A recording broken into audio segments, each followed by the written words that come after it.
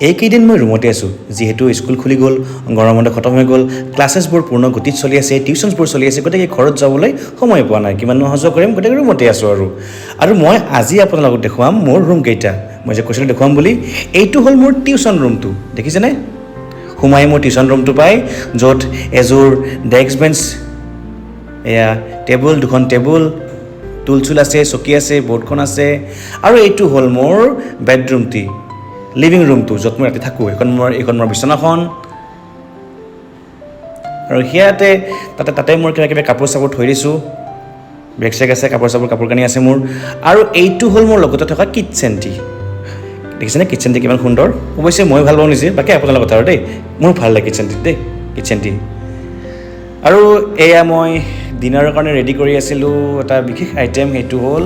আলু চয়াবিন কণী একেলগে বনাইছিলোঁ অৱশ্যে ইয়াৰে ৰেচিপি মই আৰু নিদিওঁ দেই চিম্পুল হয় আপোনালোকে জানে গতিকে আপোনালোকে কোনে এনেকৈ কণী আলু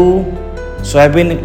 একেলগে খাই পাইছে মোক জনাবচোন মই হ'লে খাই খুব ভাল পাওঁ মই ৰুমলৈ আহিলে মই এনেকৈ বনাওঁ এনেকৈ খাওঁ বেলেগকৈ কণী বনাওঁ বেলেগকৈ চয়াবিন বনাওঁ